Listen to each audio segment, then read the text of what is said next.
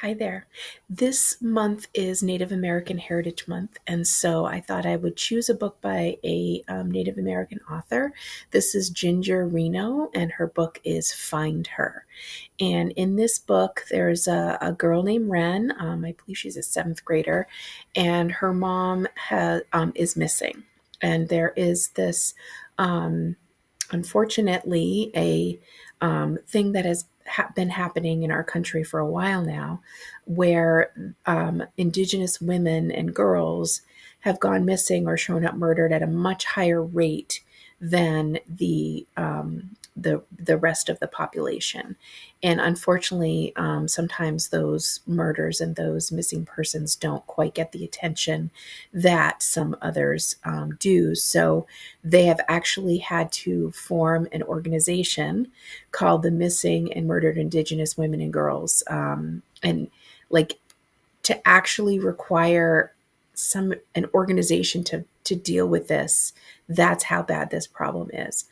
So that is an aspect of this book.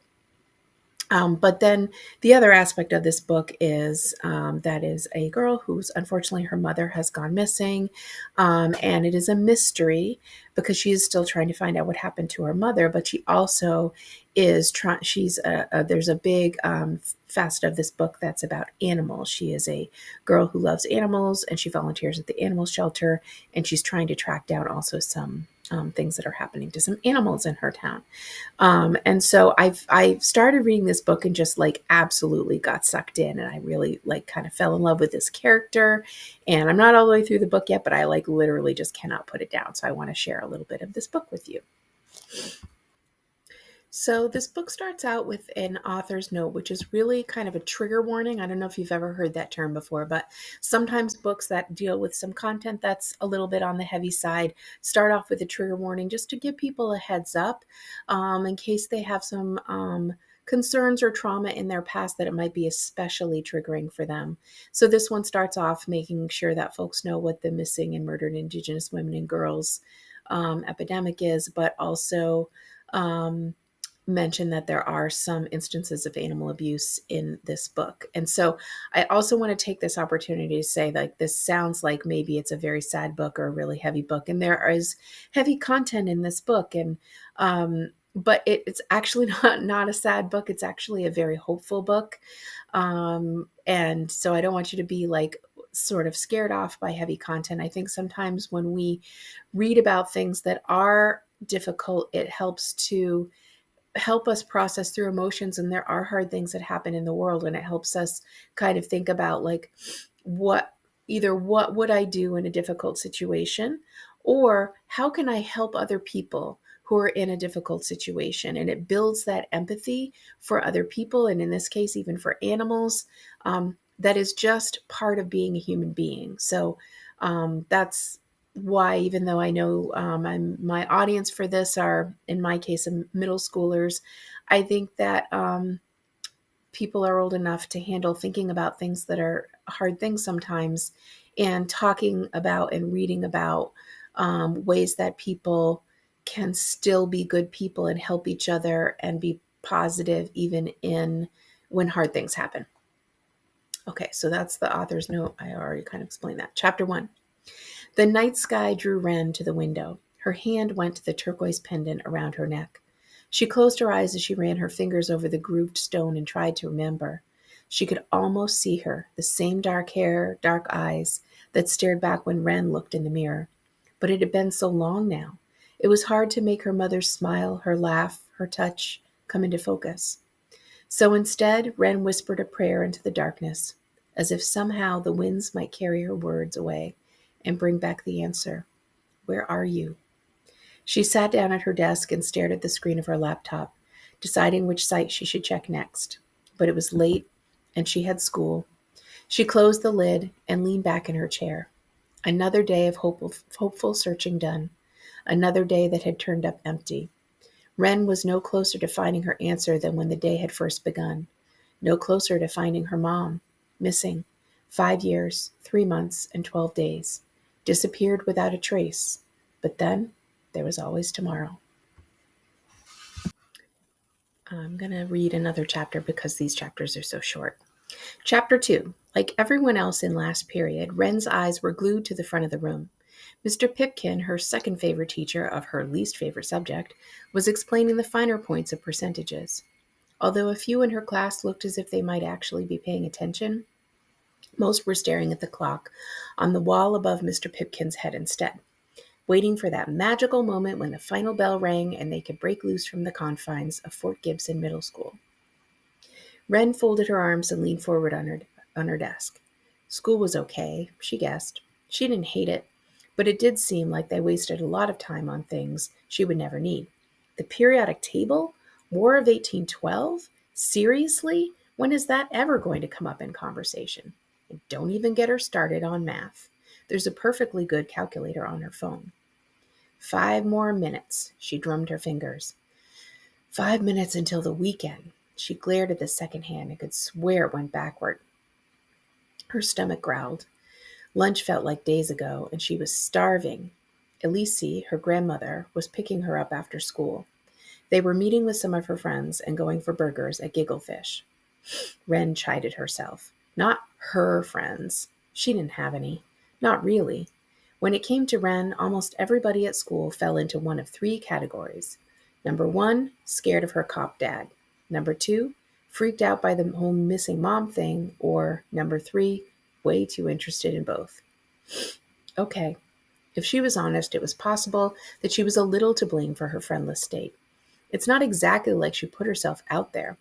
All that bonding with another human being stuff was way too much work, requiring way too much energy, especially when some days, on bad days, it was hard enough to get out of bed. Besides, she liked spending time with Elise and her friends. Who wouldn't want to hang out with a room full of strong, brown-skinned women eager to share Cherokee ways and always had a story to tell? If Wren was lucky, some of those stories would include memories of her mom, glimpses of her mother's life that let Wren see her through others' eyes. Others she knew who loved and missed her mom too. Remember when, one would say, or that time another might chime in. But what Wren loved to hear most was, "You remind me so much of your mother." These were always accompanied by a warm, misty-eyed smile or a big hug. Sometimes the group would cook. Sometimes they'd bead. Sometimes it was cards or dominoes. But regardless of the chosen activity of the day, there was always laughter. And laughter really can make you feel better about almost anything. The sharp clang of the bell was followed by a collective sigh of relief that Mr. Pipkin seemed not to notice. He raised his voice to be heard over a room full of slamming textbooks, zipping backpacks, and chairs scraping across linoleum. "No homework, guys," he smiled as if giving himself a gift too. "Have a good weekend. See you Monday." Finally, she was free. As soon as she cleared the main double doors, she saw Elise in the parking lot, waving to get her attention. Wren chuckled, as if failing to notice Elise, standing outside an old, Elise would call it vintage, turquoise blue truck would ever be an option. She was a presence, as bright as the sun. Wren tossed her backpack into the seat and hopped in. "Hey," she rubbed her hands together. "We still doing Gigglefish? I'd kill for a cheeseburger basket." Elise's eyebrows shot up. "Hey, is that any way to greet your grandmother?" Wren leaned over and pecked her on the cheek. "See you," she said, and gave her a sheepish smile. "Sorry, I don't know how to say cheeseburger in Cherokee yet." Elise laughed. Okay, Gigglefish it is. But first we're stopping by the store. I've been thinking, you spend entirely too much time holed up in your room on that computer." She shot Wren a knowing glance. "Enough is enough. You may not want to hear it, Usti, but you need something else to focus on. And I have an idea." With that, she pressed in the clutch and shifted into first gear. Wren sighed. What Elise meant was she needed to focus on something other than looking for clues about her mom. She didn't know how, but Elise always knew what she was up to. Elise pulled into the store's parking lot and shut off the truck. It had been a quiet ride. She turned toward Wren. "I want her found too, Usti. Of course I do. But while she's gone, she'd want me to take care of you, make sure you're okay. And constantly having your face buried in that laptop looking for her isn't healthy. Your mom wouldn't want that." Wren's chest tightened.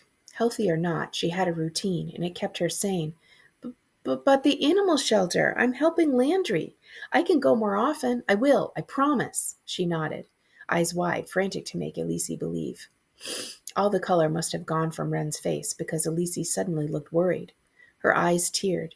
She laid a hand on Wren's shoulder. I know you're trying to help, sweetie. I just hate watching what it's doing to you, what you're missing. She gave Wren a sly grin to lighten the mood. I mean, seriously? Your idea of fun is eating French fries with a bunch of old ladies? Elise's smile softened. I'm not saying you have to stop completely, hon. I'm just saying you really need to spend some time on other things too. Other normal 12-year-old things. Wren blew out a slow breath, the kind when something turned out not as bad as what you had braced yourself for. That was something she was good at. Preparing herself for the worst, like an invisible cloak of protection always at the ready. Elise's eyes, now dry, danced with excitement as if she was about to pitch the very best of ideas. Usti, you are so good at finding things and noticing what others miss. She shook her head. You amaze me. Why, you found a dog and 2 cats alone in the last 3 weeks. Wren shrugged it away. It was the same cat twice. Mr. Moody keeps leaving their garage door open. Now it was Wren's eyes that lit up. This last time, Booger got stuck up in that big oak tree, you know, the one over by the football field. Anyway, all I had to do was open a can of tuna, put it at the base of the tree, and sit and wait. Once he got hungry enough, he came right down. See, that's what I'm talking about. You're very good at this. She unbuckled herself and reached for her purse. Now, what we're going to do is go into this store and pick out some paper. And then you're going to print up some flyers. You, my dear, are going to make your finding business official. Wren nodded slowly, not anywhere near 100% sold. But Elise seemed sure enough for the both of them. And when she got this way, Wren knew better than to protest. Elise already had 1 foot out of the truck door, but she stopped and turned back toward Wren. Remember, Usti, when we are hurting, the best thing we can do is to help others. To give another joy is to ease our own pain. So that's the beginning of Find Her. You can look for this book in the mystery thriller section of our library.